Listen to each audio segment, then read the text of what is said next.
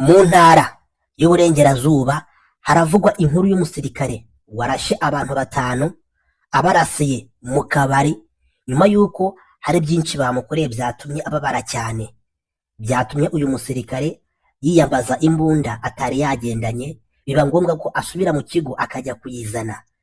Ibyabaye ndetse n'ibyakozwe n'uyu musirikare byaje kurangira 5 bayahasize ubuzima. Abantu 5 bose bahasize ubuzima, ariko uwahigwaga cyane cyangwa se uyu musirikare yifuzaga kurasa we yaje kumucika. Reka tubyinjiremo turebe icyateye bino bintu, imva n'imvano n'ibyatumye bano bantu bicwa cyangwa se baraswa. Ni ibintu byababaje abantu benshi, ariko mu by'ukuri inkuru nizere ko iri buze kurangira hari isomo igusigiye. Uko waba umeze kose, icyiciro cyose waba ubarizwamo, ugire byinshi uza kwikuramo. Katwihute. Hafi y'uruganda rw'icyayi rwa Gatare hari aho abasirikare bashyize ikigo. Aho hafi kandi y'urugo ruganda hakaba ari agasantere bita agasantere k'urubyiruko. Hariho n'utubari impande zaho.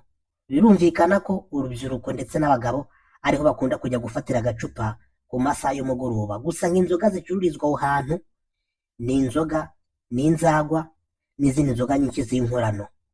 Kuri uyu mugoroba w'ejo hashize, umusirikare yavuye muri icyo kigo cya gisirikare kiri hafi y'ako gasantere, hafi y'urwo ruganda, yambaye gisivile ajya kwinywera agacupa muri iyo santere. Nyuma y'uko agiye gutaha, amakuru avuga ko yaje kwishyuzwa 4,000 ya nyirako kabari. Mu kwishyura, uwo musirikare yabwiye nyiri kabari ko amafaranga afite kuri telefone ko nta mafaranga afite mu ntoki, ariko nyiri kabari yamubwiye ko bitakunda, ko akeneye amafaranga mu ntoki. Umusirikare yabwiye nyiri kabari ko rwose nta hantu yakora ayo mafaranga mu ntoki kuko ayafite kuri telefone. Bwari bumaze kuba bwakwiramwo gakeya, ariko nyiri kabari nawe yabereye bambuye umusirikare, amubwira ko ibyo ngibyo adakeneye kubyumva, ko akeneye amafaranga ye mu ntoki. Umusirikare yabwiye nyiri kabari ko noneho reka murengerezeho amafaranga 1,000 ariko amwishyure kuri telefone. Nyiri kabari yaje kubyanga nabyo, amubwira ko akeneye amafaranga ye mu ntoki.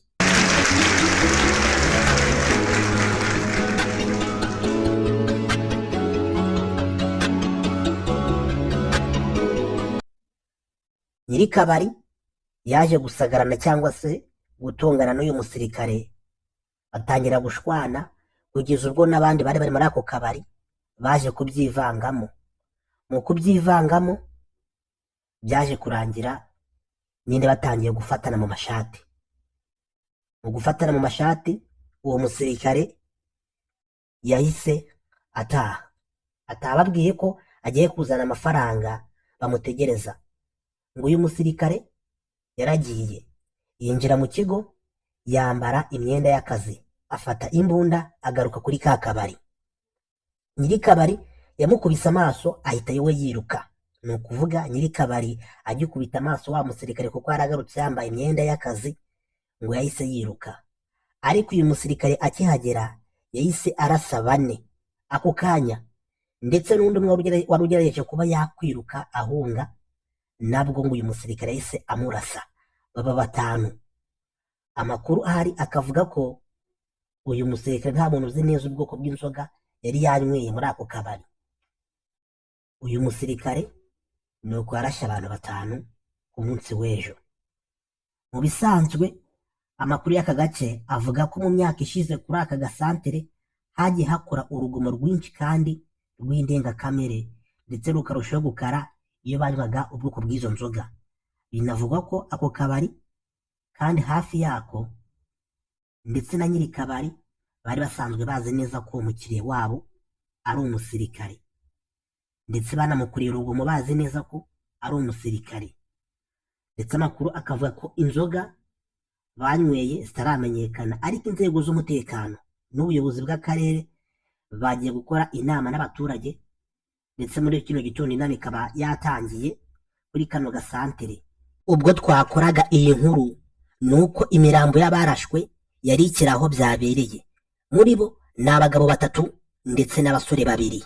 Ibi bintu bigomba kubera isomo abanyarwanda. Mu by'ukuri buri muntu wese n'ibyo yaba abarizwamo, ugomba kumenya ko umuntu wese ubonye ntabwo muba mutekereza kimwe, kuko mu bantu burya harimo abeza harimo n'ababi, kandi burya umuntu ashobora kuba ari umuntu mwiza cyane rwose, ariko bitewe n'uburyo umutwaye cyangwa se n'uburyo umufashe akakubera umuntu mubi cyane, birashoboka cyane. Ni ukuvuga ngo nk'uyu musirikare we yemeraga kwishyura, akemera kwishyura amafaranga yari asabwe, kuko nta mafaranga yari afite mu ntoki. Wenda wasanga aho bari nta n'umu agenti uhari, kuko ntabwo babivuga, wenda abashe no kuba yajya kuyabikuza, kuko kugira ngo umuntu yemere kurenza amafaranga 1000 ku 4,000 ubwabyo kubibikuza tuzi ko bitarenze amafaranga 300, urumva ko wenda nta mu agenti ari hafi aho ngaho. Ariko nyiri kabari nawe arabyanga. Ni ukuvuga uyu musirikare ushobora gusanga ari umuntu mwiza rwose mu buzima busanzwe byashoboka, ariko kubera ukuntu umuntu wamufashe, wamugaraguje agati, wamukuze mu bwonko kugeza ubwo umuteza abasinzi, ahangaha birumvikana cyane rwose kuba umuntu yahemuka cyangwa se agakurikira atigeze atekereza atanapanze kuva mu gitondo, kuko yaba uyu musirikare yaba nyiri kabari bose nta n'umwe wari ugambiriye kuba yagirira undi nabi, ariko byabaye ikibazo, biba ikibazo kurushaho ubwo nyine uyu musirikare bamutwaraga nabi muri buno buryo.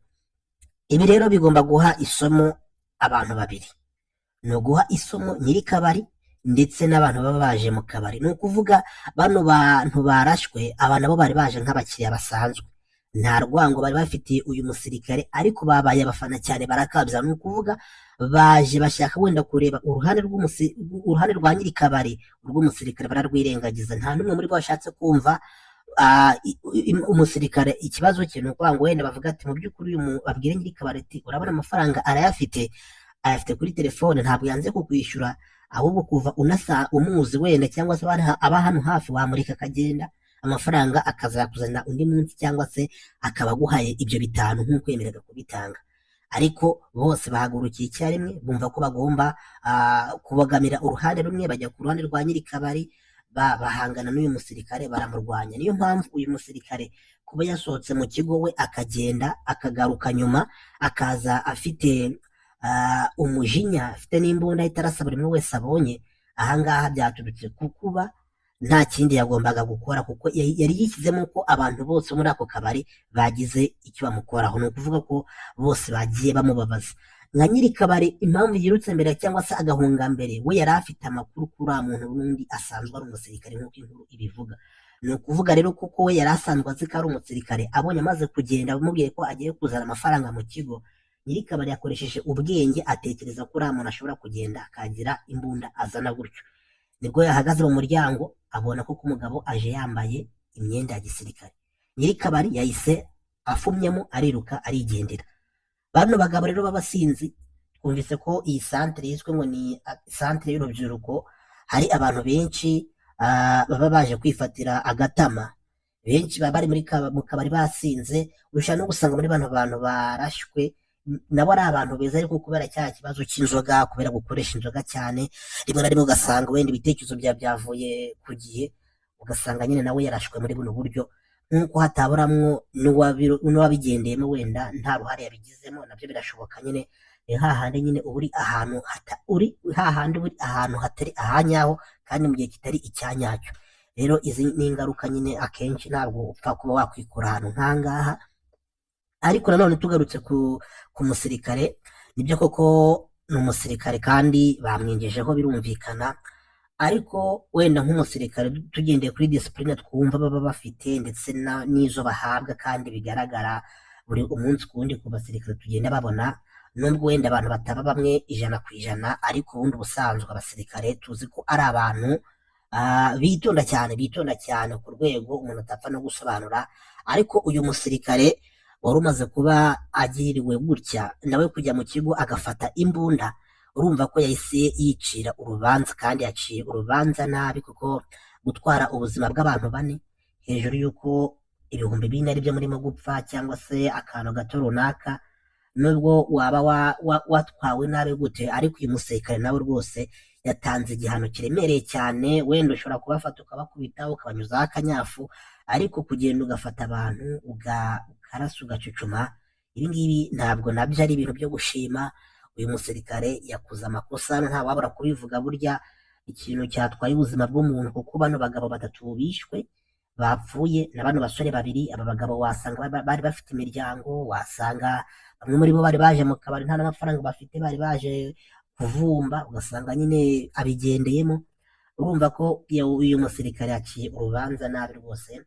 Gusa icyo numva cyo yagombaga kwifashisha amategeko, bano bantu bakaba bahanwa, bagahanirwa nyine kuba bitwaye nabi, ariko yabarashe ndetse arabica. Urumva ko imiryango yabo niba bari bafite n'abana, abagore, urumva uyu musirikare yakoze amakosa, niko twabyita. Gusa ibi bintu bigomba guha isomo abantu aho waba uri hose, urwego waba ubarizwamo rwose. Bino bintu bigomba kuba byaguha isomo, ukumva ko burya ugomba kubaha umuntu wese nk'undi nk'uko wiyubaha, kuko umuntu niba agize ikibazo kandi ukumva ko nawe cyakubaho. Kuba umuntu rero abuze uburyo akwishyura, nta kwambuye se yikopesheje gusa kuko nta mafaranga afite kuri telefone, ukumva ko ugomba kumusuzugura uko wiboneye.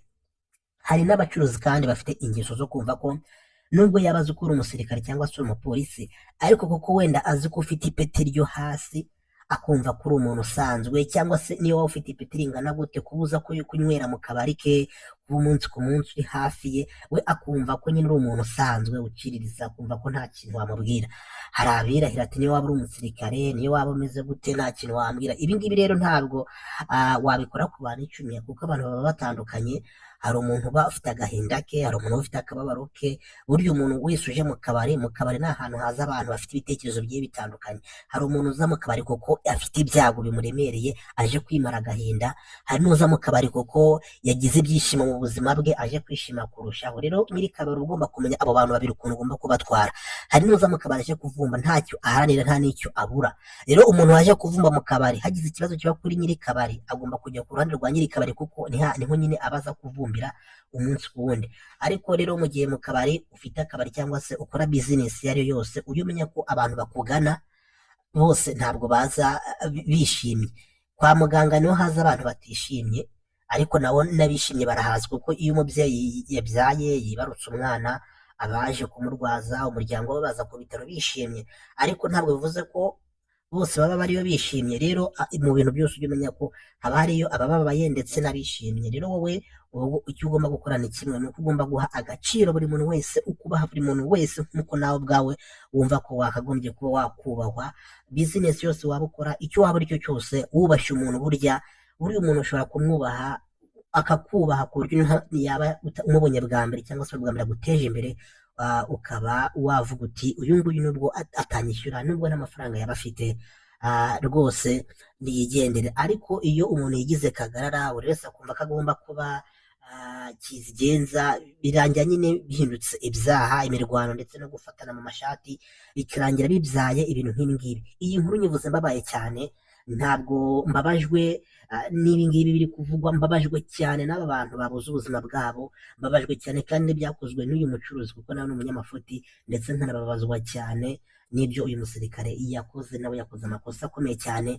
Gusa nyiri kabari ushobora kuvuga uti wasanga nawe nta hantu afite ho kuba yabikuza amafaranga, cyangwa se afite amadeni kuri telefone, wenda nka mokashi, ku buryo amafaranga yaramutse yashyize kuri telefone bayatwara.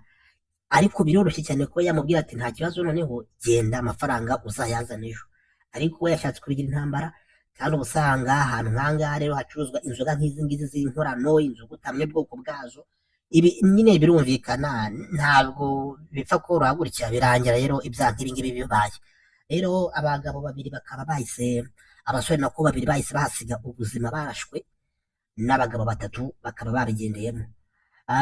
Nta gitsina gore cyari kirimo, kuko buriya bigaragare ko yari mu masaha yo hejuru cyane, kuko inkuru itubwira ko uyu musirikare yahageze mu masaha y'umugoroba, cyangwa se cya gihe nyuma ya saa 12 mu kagoroba nyine. Rero ibi ngibi bigomba guha isomo buri muntu wese aho yaba abarizwa, urwego rwose waba urimo, kugira wumve ko ibyo waba ukora byose ugomba kuba uha agaciro umuntu wese, ndetse ukumva ko icyubahiro wifuza, uko wumva wagafashwa ariko n'abandi bagafashwa, ndetse bikaba bigomba kujya bisiga isomo rikomeye, bigasigira isomo uwo ari we wese wumva ko akeneye serivisi. Niba ugiye gusaba serivisi ahantu, uzajya ugenda wikandagira, wumve ko icyo ugiye gushaka ari 50 kuri 50, byaba byiza ukitwararika kurusha uwo ugiye kureba, ndetse nawe utanga serivisi byaba byiza ukitwararika kuwo ugiye kuyiha, kubera ko bizaba byiza kurushaho kuruta uko ibintu byazamo intambara, guhangana. Nta cyiza cy'intambara. Ibi ngibi bitweretse ko ubuzima bw'abantu batanu birangiye basize ubuzima. Nawe tekereza, abantu batanu ni abantu benshi, cyane cyane b'abagabo. Niyo baba ari abana cyangwa se ari abagore, nta muntu wakwishimira ko yabura umuntu we, ariko nyine kubera ibyago, ibibazo, birangiye ibintu bibaye bibi cyane kurusha. Bityo rero ntabwo ari ibintu byiza, ni ibintu byo kugaya, ndetse twivuye inyuma. Ubwo igisigaye ni uko nyine amategeko ndetse n'ubutabera bagomba gutangwa, hakarebwa mu by'ukuri ikigomba gushyirwa mbere, hakarebwa ikigomba kuba gikurikira nyuma y'ibingibi bimaze kuba byaba, aho abantu benshi bishwe n'agahinda, akababaro, ndetse bakimara kumva iby'iyi nkuru bumiwe benshi baguye mu kantu, baratangara cyane cyane, kandi ni ibintu biteye ubwoba. Ibintu biteye ubwoba kuba wanabyumva ubwabyo byatuma wikanga. Ko twakoraga iyi nkuru, hari ibitekerezo byatanzwe. Muri byo hari nk'uwitwa ngo ni Sibomana, wagize ati iperereza nirigaragaza ko mu by'ukuri yasagariwe ku rwego bamuteraniraho kandi atanze kwishyura, ibyo bizitwa provocation nk'uko amategeko abiteganya, ariko si excuse yakuraho ko yakoze icyaha. Azagabanyirizwa ibihano kuko yasembuwe, gusa byagakwiye gusiga isomo ku mpande zombi. Naho uwitwa Janvier ati ubu se muri 2024 umusirikare wahawe training yuzuye ajya kuzana imbunda mu kigo akayifata n'ubwenge bwo se bwuzuye bwe, ngaje kurasa abantu ngo bapfe? Uwitwa Kabosi ati twihanganishije imiryango y'abitabye Imana, nubwo uyu musoja yafashe umwanzuro mubi, wakwibaza icyo aba baturage bamushakagaho. Kwemeraga kwishyura kugeza naho yemera kwishyura amafaranga arengaho, ubwo nta kindi bashakaga mu by'ukuri, si ukumwiyenzaho. Naho uwitwa Ntwara ati ikibabaje ni uko nyiri kabari atarashwe, uwo musirikare akeneye ubutabera bwuzuye, yihaye ubucagase. Naho uwitwa ngo ni uyu yitwa ngo ni Safari, niba ariko byagenze afande yabahaye ibyabo, ibyo nibyo bashakaga. Dusoreze ku gitekerezo cy'uwitwa ngo ni Dani Uwiringiyimana, yagize ati yampaye inka, ariko niba bamusagariye nawe urumva niba bamusagariye nawe urumva yarakaye, kuko harimo agakoni akora amahano. Ese uwo musirikare yari afite ipeti rihe? Ahubwo na nyiri kabari nakizwe abivemo, kuko nawe azahanwa vuba. Ibi ni ibitekerezo byatanzwe. Kansoreze ku byitwa ngo ni Martin, yagize ati